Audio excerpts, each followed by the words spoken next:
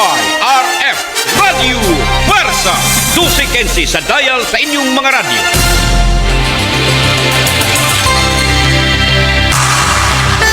Katinawan sa pagtuong Katoliko. Tulumanon sa mga pangutana bahin sa relihiyon. Pagpanayag sa lahing opinyon sa pagtuo. Bayloay sa nagsumpaking interpretasyon sa balaang kasulatan. Kini ang Katinawan sa pagtuong Katoliko. Maigsoon mayong gabi ni atas sa atong tulumanon nga atong Katinawan way paglubog kundili katinawan sa pagtuo pa ni Brad Aling Bacalso. Maigsoon ato ning ablihan sa pagampo. Sangan samahan sa anak og sa Espiritu Santo. Amen. Ginoong Diyos nga makagagahom, lang itong amahan, Yahweh, imong anak Yasua Jesus, og Espiritu Santo Paraklito. Nagatuon, nagalaom, nahigugma kami, og nagapasalamat sa Santissima Trinidad. Pinagi sa ngalan ni Jesus sa mong gipangayo, ang imong panalangin o Ginoog lamdag nga samtang magtuon mi sa imong mga puong, magatuop sa mong kasing-kasing o pagpaambit nga tusuban nga panalanginan o grasya sa atong magagahom nga Diyos. Og nagaliya usab kami Ginoo nga mahunong na ang gubat, makalilisa nga gubat sa USA, Amerika o sa Iran. O bago lang gibalita nga gitlabangan si Donald Trump kay magpa-ospital siya. Doon ay balatian nga giantos o kini sa pagpahinumdum nga ang usa ka tawo nga mangugyod sa gubat ug daghang makalas nga kinabuhi ug dili ni mao ang kabubuton sa Ginoo, dili ni makalipay niya kundi ang pagpamunga sa kalinaw pakigdait ug pagtinabangay nining panahon sa makalisdanan. O pinagi sab sa panabang ni Santa Maria Birhen lang itong inahan. Siyang pag-ampo alag kanato, siya di balibaran, siyang pinangganganak. Iyan po kami mahal ng inahan. Amen. Amen. Sa ngalan sa mahanog sa anak o sa Espiritu Santo. Amen. Maigsoon ni ata sa atong tulumanon nga atong katinawan sa pagtuong Katoliko. Og doon ay kaalam pong sa kinadman nagingon, non potest esse diuturnum cui non subis veritas. Way pangatarungan nga mulungtad kun waas kamaturan ni pasukan. Ang atong Ginoong Hesus mingon ang ako mga puong mong kamaturan ug ang kamaturan makaluwas kaninyo sa Juan 8:31-32. Sa Salmos Kapitulo 26 o gumang mga bahin sa pulong sa Diyos. Akong gipadala ang akong mapulong nga alang sa kaluwasan ug tambal sa mga balatian. Salmo 106 unya versikulo 20. Mao kita mo salig sa Ginoo, siyang panabang kanato nga hinaot nga magpabilin ang atong kadasig sa pag-alagad kaniya o pag-alagad sa atong isikataw nga nagkinahanglan. Kini ang atong tuyog tumong nga makapadayon ta sa pagpaminaw sa atong tanlag o sa agdas Ginoo nga makalikay ta kanunay sa sala o makapabilin ta nga ang atong kalag limpyo o hinugasan sa dugo ni Kristo. Amen. Sa ngalan sa Mahan ug sa Anak ug sa Espiritu Santo. Amen. Mga igsoon, uban nato sa Aling Bacalso sa mga Catholic lay minister sa parokya ni San Jose Tabunok, Talisay City, Cebu, Philippines. Og matag Domingo ang mga Catholic lay ministers mutunga sa bukid. Og sa bukid sa Talisay daghan mga kapilya nga mga dagko, karaan, uban kagmay nga mo'y tapukanan sa mga tao sa Holy Rosary, mga tigom nga espirituhanon o kini nakadasig kanila nga matag Domingo po duaw ang Catholic lay ministers nga nagdaa sa mensahe sa pulong sa Dios nga makahatag kanatog kadasig sa pagpili kanunay sa kamatuoran, katarong o kabuutan ug sinalikoy nato ang agda o og parayag siya wa pinagi sa sala nga magatukmod kanato ngadto sa impierno. Maya atong paminahon dayon si Brad Aling Bacalso. Daghang salamat Brother Sok, may gabi kanimo. Ug may gabi usab sa tanan nga naminaw karon sa atong istasyon DYRF Radio Puwersa 1215 sa dial sa atong mga radyo. Yan. Atong live daron sa personal account Aureliano Aling Bacalso. Nya pwedeng search na ata makita sa katinawan sa pagtuong Katoliko. Nanay naglantaw na to na si Brother June Porca. May gabi diha Brother June sa imong paglantaw sa atong Facebook Live. Nya sa atong mga kaigsunan nga kanunay nagsunod sa atong programa ang katinawan sa pagtuong Katoliko labi na diha sa Linaw Talisay City, Cebu. Si Brad Willie Cabiluna o Sister Lady Cabiluna o uban sad diha sa Olango Island si Nonito komedya may gabi diha Brad o sa tanan gayud na nagtanaw sa Midilbo uban pa nga nagtanaw si Rocky Bacos o si Nilpa Bacos may gabi sa tanan nya Brother Sok ato tong nahisgutan ang may tungod sa abag sa pagtuon sa santos nga kasulatan nga mao ang Biblia daghan tang gituki may tungod sa mga hermeneutics ug unya ni ay usa sa mga gusto na sad nako nga ipa-explain nimo kung unsan ni ang ginganlan og metaphor. Palingo kuno Brother so kining ginganlan og metaphor. Ang metaphor usag hapon kahulad pamulong nga adunay hulagway sa atong panumduman ug atong unahuna nga mo pasabot sa pagtulunan nga labi naglawom-lawom og lisod sabton o kini nginganlan og metaphor nga kinahanglan nga atong ubayan ug agakon nga atong mga pamahayag sa mga butang nga makita ug madungog nga masabtan sa mga tao. Sama pananglit mo ingon ta nga unsa man kadaghan sa mga malangit o doon na ba'y mabasa sa Biblia niya mingon dahil ng balang kasulatan ang mga tao nga mapili sa Ginoo sa lahing adlaw sa adlaw sa panudya sama sa bas di maihap ang ilang gidaghanon gikan sa laing mga nasod o mga sinultihan gikas kasadpan habagatan o sa laing dapit sa kalibutan magtapok unya nga magsininag puti sama sa bas sa dagat. So kanang paghisgot og bas iglantaw lang nato di na maihap sa to pa that is a metaphor nga gihatagan og hulagway ang gitawag og daghan.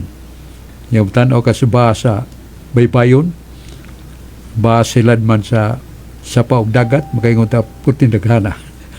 Mao sa dunya na ipakita sa Ginoo ang iyang dakong grasya sa pagdani ug pagkabig sa mga tao nga mga tao makakat-on sa pagbalibad sa agdan ni Satanas nga magatukmod kanato sa mga ngalan nato dayan sa kalibutan na nasa Sirak 9:8. Ayaw pagtanaw kanunay matahom nga babae kay tingali ikaw maibog o sa imong kasing-kasing doon ay tinguha sa ulagnon nga butang nakasa na ka bisag wa pa nimo buhata.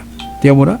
Likay kita kay bisag tanaw lang kasata labi nag-ubanan sa tinguha nga ulagnon matud pa sa Ginoo.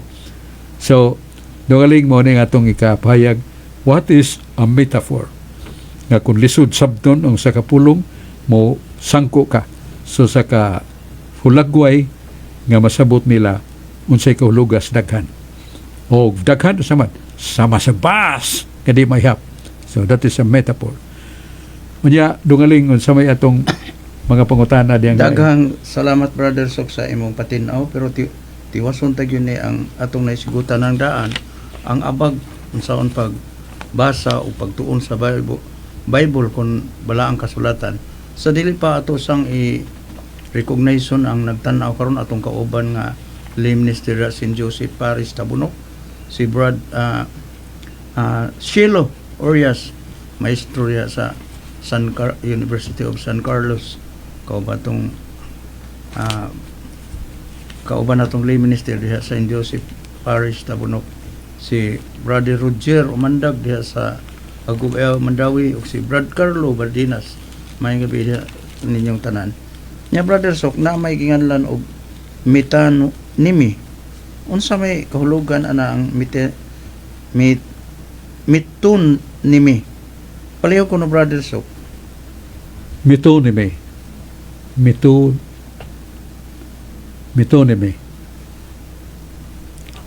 So, ang hulagway nga ipasabot sa metonymy, mga halawom gihapon nga mga pulong sa mga gahom o pulong sa mga writers, authors, o labi na sa pagsalot sa mga lingwahe nga sama sa Latin lingua Latina or sa Greek o sa Hebrew. So, ang atong pangutok musango-sango sa dili pag himo sa atong kugalingon nga pagsabot lang. So, metonymy, it should be a kind of phrase or passage of the Bible that we should look into the parallelism, pagtandi niya na, and then ang ato sa nga importante ang atong reference. Sa Biblia gadon na may nganlan og mga hubad sa kahulugan sa matag chapter, verse, doon ay libro niya na nga nag-commentary of the Bible. So diyan niya na ang daghan nga makalilibog nato o labi nag mga langyaw nga pinulungan, lingua Latina o Greek o Hebrew, Aramaico. So muhimo gitag dugang nga referensya or maninag maayag na to kunon sa gidang timos nga kahulugan ini. So ngita tag abag sabot mga referensyas. One of the best references mo nang nganlan nato the commentary of the Holy Scripture. Doon ay mga baligyan niya na nihit kayo tingalis Manila ug nito sa Cebu ka, pero dili kayo ta magkita nini sa mga Catholic Book Center kay ino na itong pagkasulti tagsaon kay muguwa na ngadto sa mga baligyanan sa mga dagkong pasahon sa kinaadman. So metonymy means nga what is something very difficult in our minds because spoken stated by Greek. The Greek pinpoints, look into the meaning of that in the book which we called commentary, biblical commentary, mga hubad magatabang nato. So mo nang kahulugan niya na nungaling nga malisod na pero masayon ra kung makita nato ang kahulugan. Yes, balik ta ni Brother Aling. Daghang salamat Brother Sok, niya man si Brother Mado Aquino sa ato sang paminawon sa ikatampo sa mga pangutana. Brother Mando Aquino. Salamat Brother Aling og kanimo Badsok ug sa tanang gapaminaw sa atong matul-anon nga programa nga ang katinawas pagtuong Katoliko. Badsok ako pangutana Badsok mahitungod atong katubang mga apostolis Badsok ba nga katubang kuan ba katubang gi pamatay ba sila ba katong panahon ni Nero nga kuan sila kanang grabe sa to ilang kamatayon gipa kuan gipagay kanang kuan ba kanang brutal ba pero kato si kuan Badsok ba ako mangutana Badsok ba pero kato si San Juan Evangelista Badsok ba nga gikuan mo to sa katong gabukal nga kuan Badsok nga wa man sa maunsa Badsok no unya nahibong tong gakuan niya nga ikuan ta sa dito ba ibutang ta sa dito sa katong nag kuan nga mantika ba nga nag bukal-bukal ba nya wa man sa maunsa Badsok kaya gibutang sa dito sa usa ka mingaw nga lugar. Yes. Ang ato magyun mo ang ato ang gyud makagahom nga Dios mo magbubuot nga unsa giutlanan sa katao. Kini si John the Evangelist, dili John the Baptist.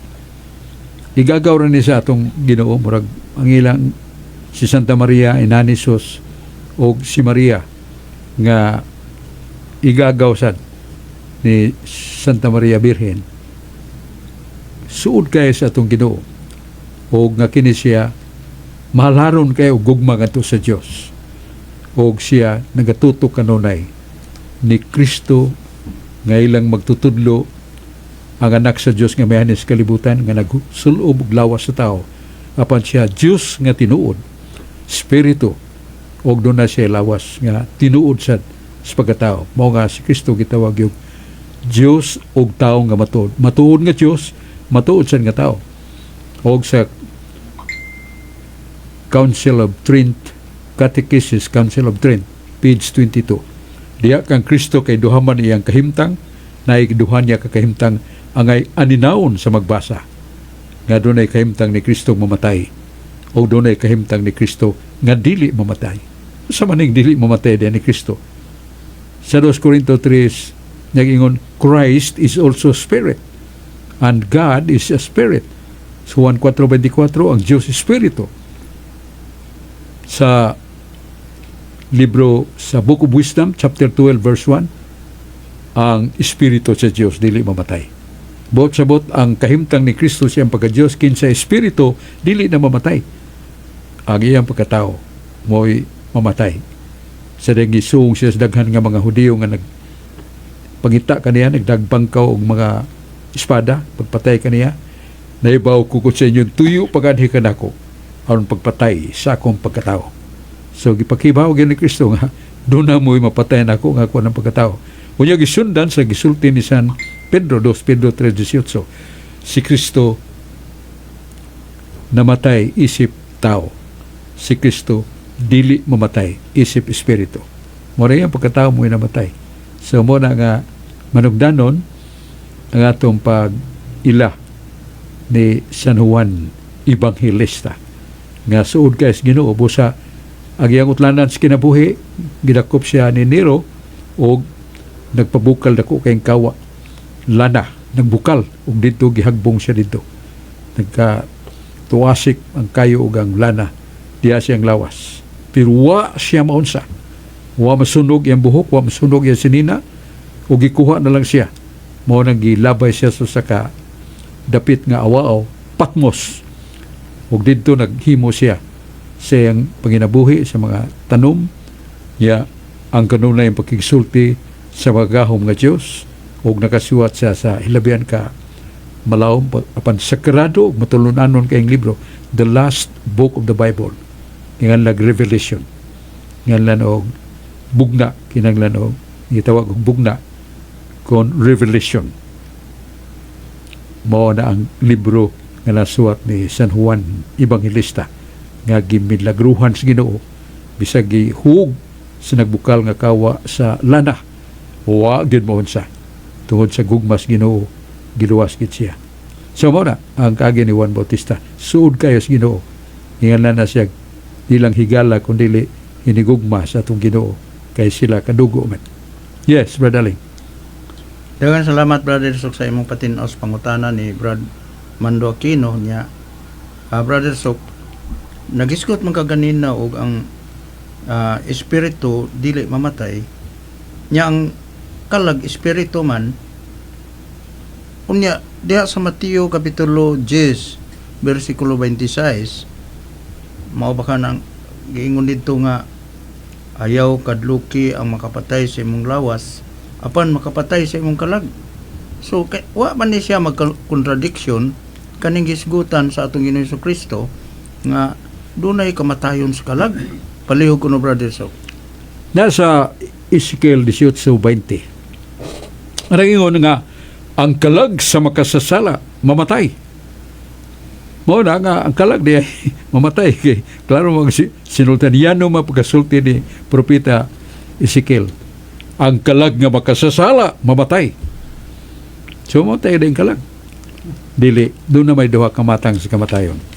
Ay ngalan na itong kamatayon physical, kamatayon sa itong lawas noon nga kahimtang, o doon ay kamatayon nga espirituhanon, spiritual.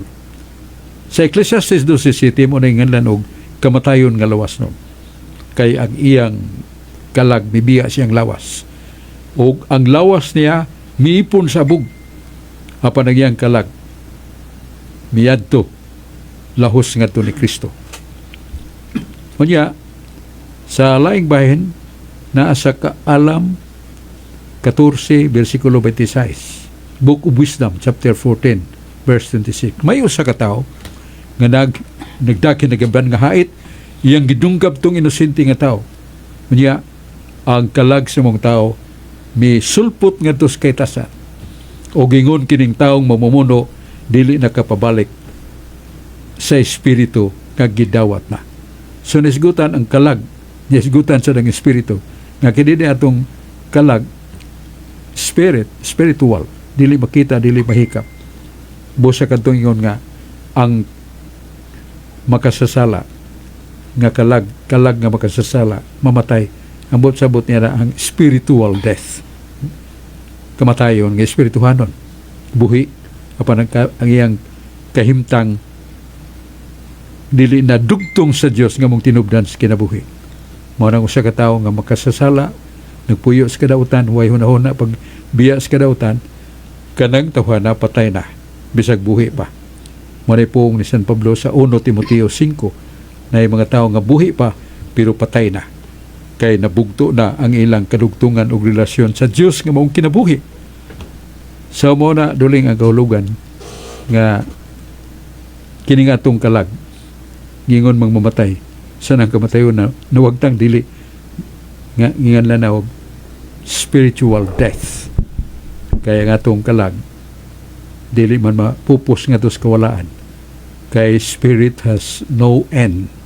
Ang espiritu dili man mamatay. O nasa 2 Pedro 3:18 giklaro ni San Pedro, si Jesucristo namatay sa iyang kinaiya isip tao. Kinaiya sa lawas. Kay ang iyang espiritu kanunay buhi, dili mamatay. Sa mo na atong pambit sa mayong pangutana ni Mado Aquino, balik ta na Brother Aling Bacalso. Daghang salamat Brother Sok sa imong patinaw sa mga issue karon sa atong mga kaigsunan.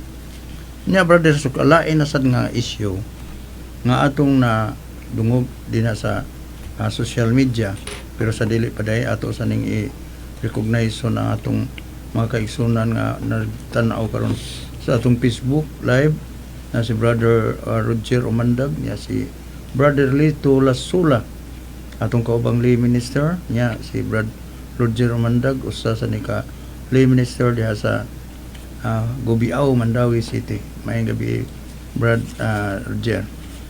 Nya Brother Sok, ilang magikutlo na sa dinha Brother Sok, may gyud ni nga kaingon ta nga balik-balik lagi ang mga isyu may tungod sa atong tinuoang Katoliko.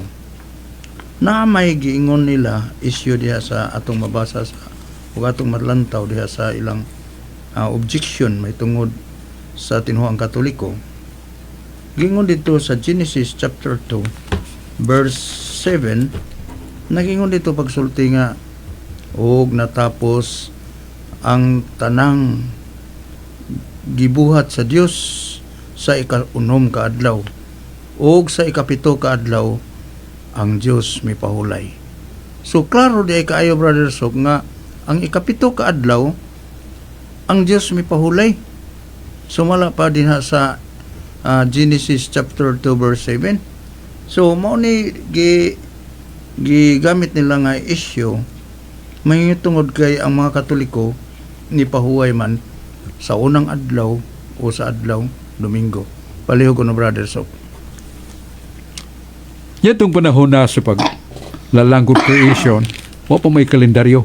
O pa tayo mabasa sa ilang Gregorian calendar, Julian calendar, uban pang mga calendars. Wa.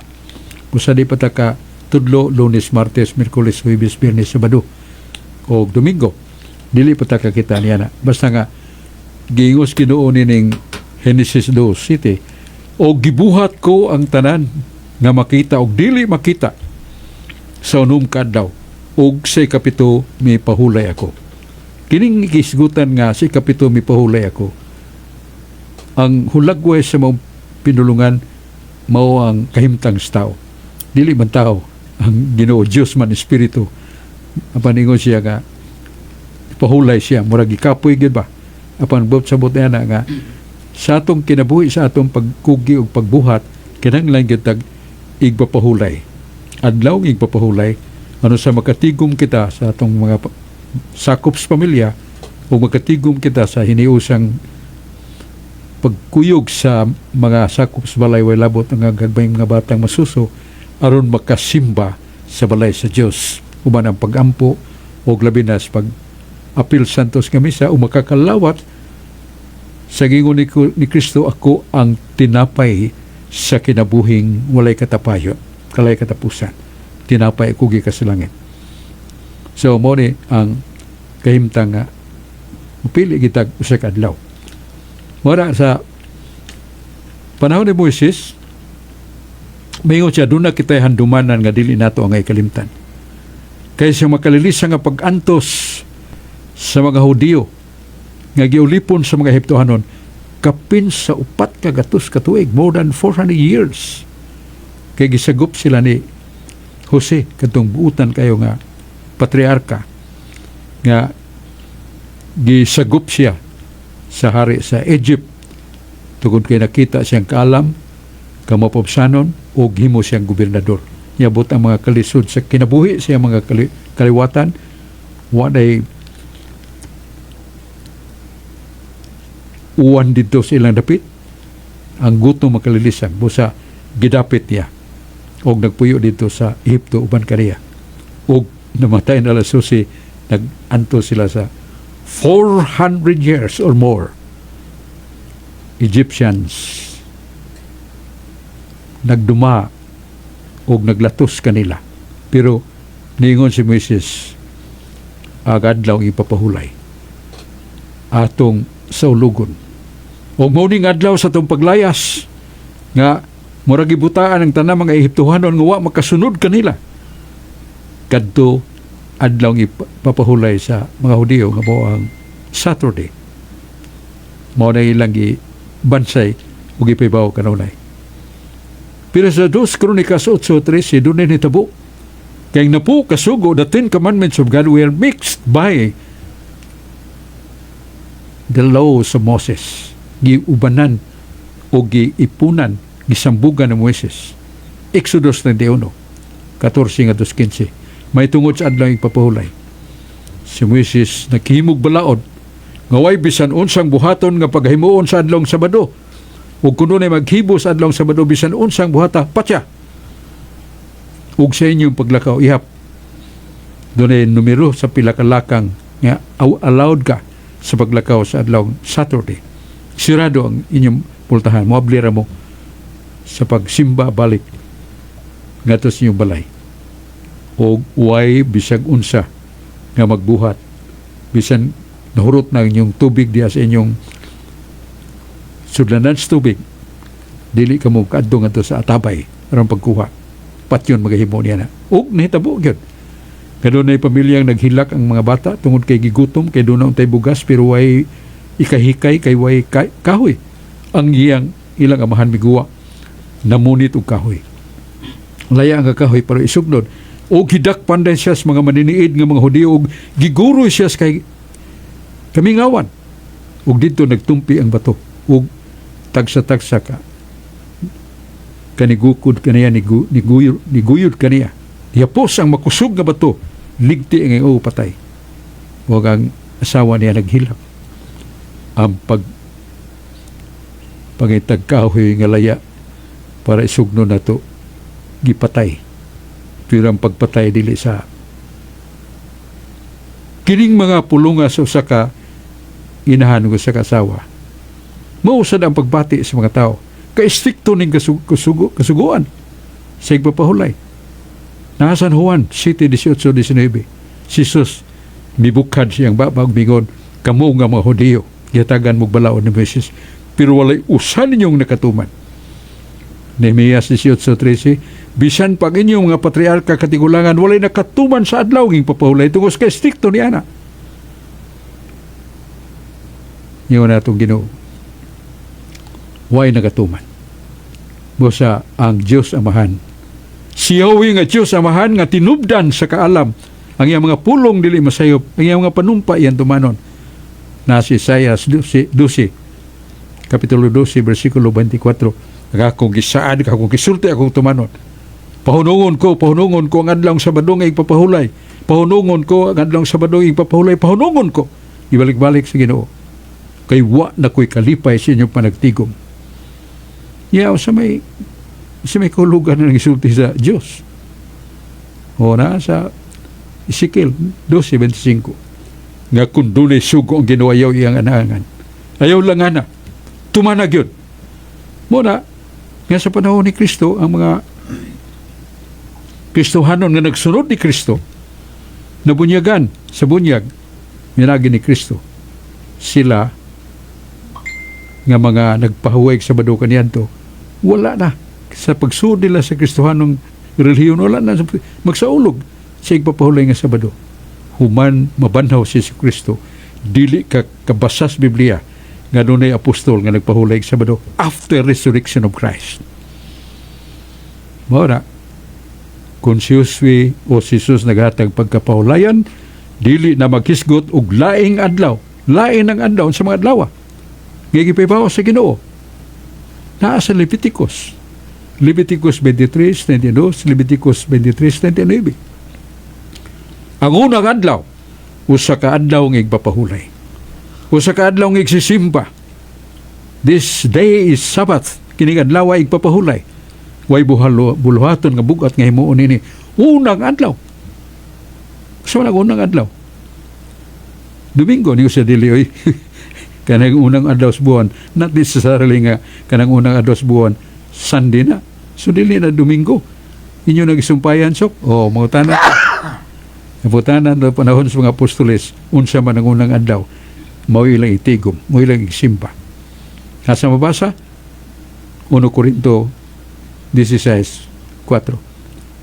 Unang adlaw sa simana. Gibibaw na yun, unang adlaw sa simana, dili adlaw sa buwan, adlaw sa kabulan. Unang adlaw sa kabulan, dili. Nagkatigom kami sa unang adlaw sa simana.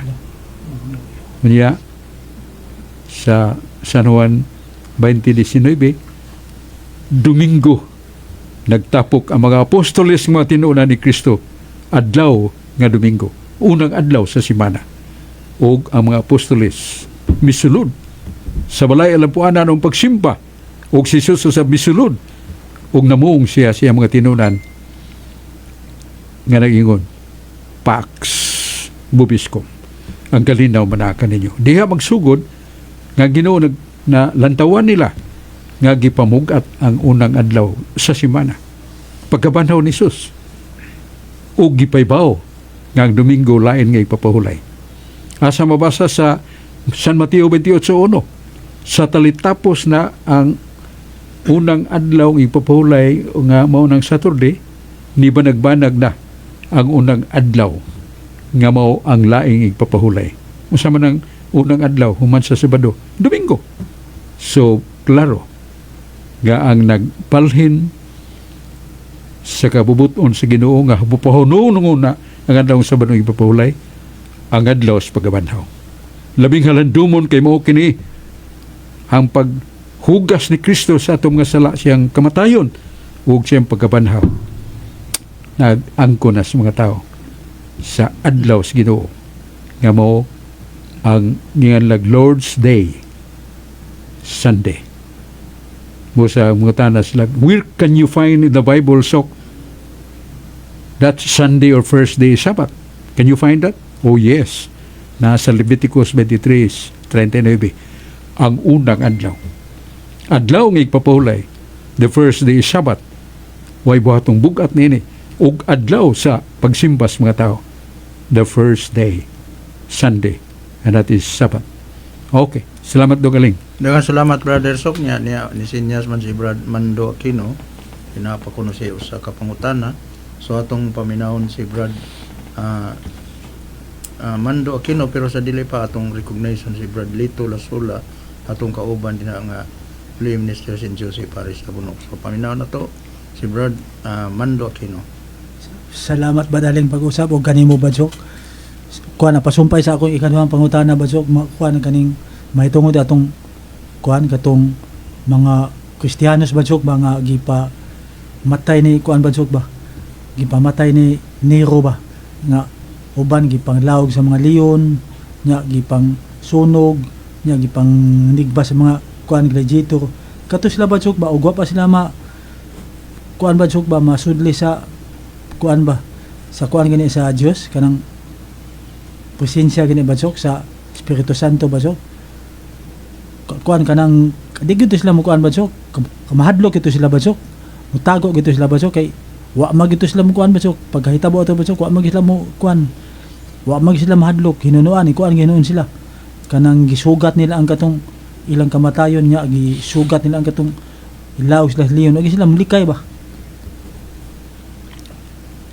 Sa tanang martyrdoms, sa tanan nga mga pag-ihaw, pagpatay sa mga Kristohano, ang the greatest number of killings kadtong tuig 64-68 nga ang hari ug pangulong Hari Estibo Kalibutan si Cesar Nero og nakabantay siya nagtubo kanunay gidaghanon sa mituo ni Kristo og nailhan niya ang nangulo niya na diya sa Roma kaya diya man sa Roma si Cesar Nero mao si Pedro Apostol ngano kay si Pedro Apostol dili lang kay maghatag og maayong balita sa kaluwasan ang mga hikap niya sa masakiton nga ayo mga buta bakul diya pagani patay si Dorcas sa kabatanon nga dalaga nga nagtabang sa mga kabus paghatag og mga tela og sulob na sa mga kabus namatay unya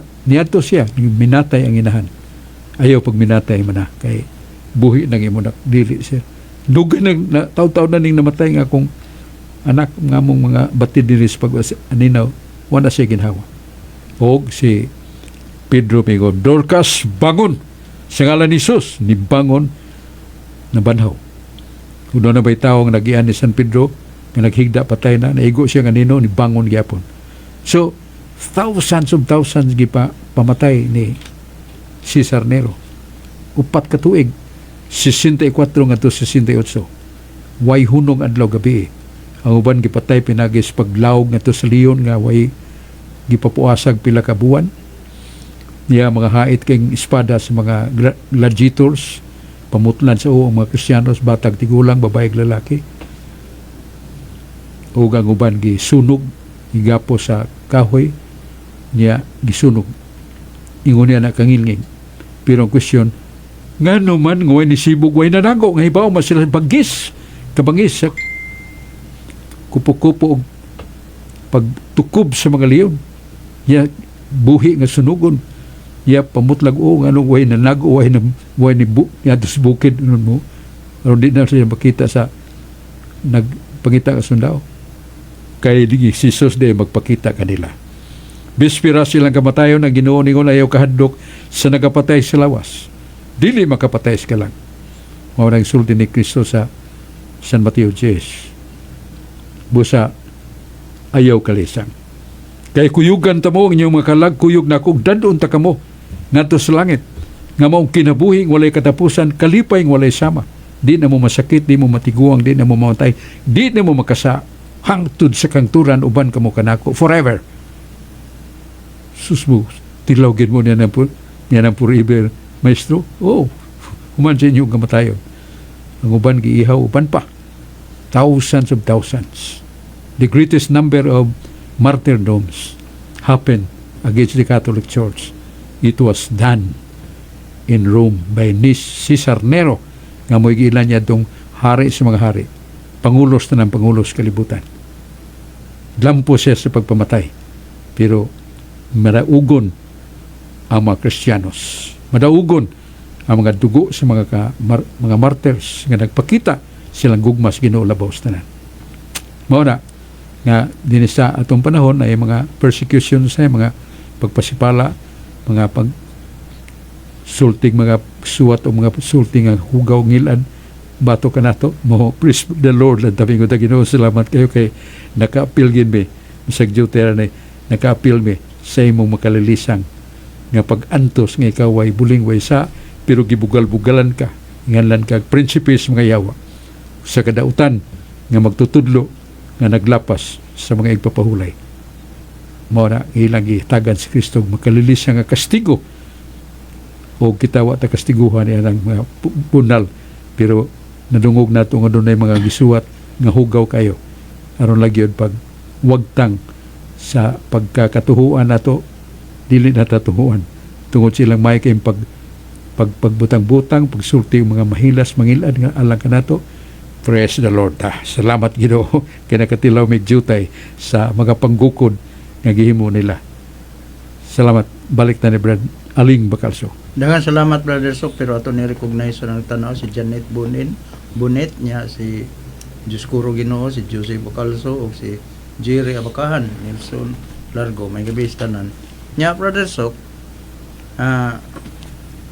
naaman sa Juan Kapitulo 14 nya versikulo 6, ningon si Kristo nga ako ang kinabuhi, ang dalan ug ang kamatuoran. So siya ang dalan ug ang kamatuoran, siya pagay ang kinabuhi. So ang pangutana din nga ano man nga nagkinahanglan pamatag santos nga si Kristo maor man gid ang dalan. Pali ko na explain Brother So. Si Kristo mo ang kamatuoran, dalan ug kinabuhi. Sa paiilis na to niya na nga si Kristo mo ang kamatuoran, maong dalan, maong kinabuhi. O nganong kinanglan pantag mga santos. Ang atong Ginoo mo'y magbubuot dili kita na sa Isaiah 55. Isaiah uluhan 55 nag-ingon ang Ginoo, versikulo 8. Ang inyong mga paagi, tao, lahi sa akong paagi. Ang inyong dalan, lahi sa akong dalan. Ingon sa kalayo sa langit, gikan sa yuta, maong padaglahi sa atong mga paagi ug sa atong dalan. Kamo na subos na sa taas. So muna'y pong sa itong Ginoo. Musa ang iyang mga plano, ang iyang mga nahuna, mo'y matuman. O mo na nga nagginahanglan ba ang Ginoo mga santos? Wa, kay everything. He is the Almighty God, merciful God, loving God, no beginning and no end. Pero nga naman, nga na mas balang kasulatan sa 1 Corinto 14:33-34 nga magpasakop kita, magpailawom kita sa usa ka iglesia nga dunay daghang mga santos. Naama di ay di man nahitabo nga mataw mahimong mga balaan, gawa pang grasya sa Ginoo, gawa pang tawag sa Ginoo. Pareha na itong mga martyrs por tinaghana, millions. Unya sa pinadayag 6 versikulo 9 ug 10, si San Juan Evangelista sige ampo unya naibong siya kay naabli ang langit. Paghubad si kalimang silyo, nakita niya katakom siyang nakita ug didto ang daghan kay mga kalag nga kinsa man ni sila mao katong gimartir o gipatay ni Cesar Nero. Thousands Christians who stood as witness of Christ's love. Ug niyang nakita nga mao mga kalag sa mga santos malipayon, naghimaya sa Dios. Ug sila nagdaig kanunay sa Dios. Nya doon na pay sumpay ug sila nagampo sa Dios alang kanatong mga buhi nga niya siyuta.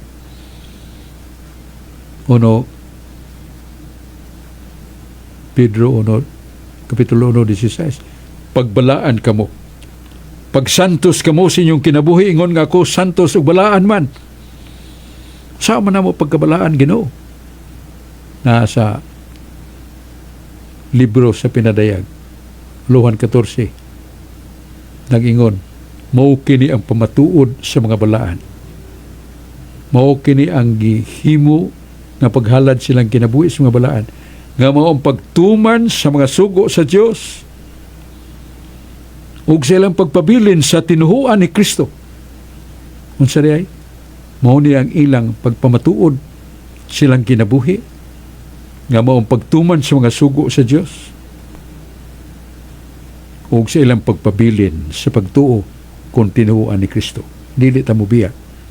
Ug tungod diana, kung magalahutay mo siya katawo sa pagbinutan, mabalaan gid siya. Ya, mingon ng uban, kami daay nga mga non-Catholics, kami daay nga mga dili Katoliko, dili na may mabalaan. Bot sa buti, daay mo malangit. Wa ang simbahan, wa magsulti di anak. Ang simbahan mo sa ka inahan. Ang tanang katawhan sa kalibutan, gisip niya ang mga anak.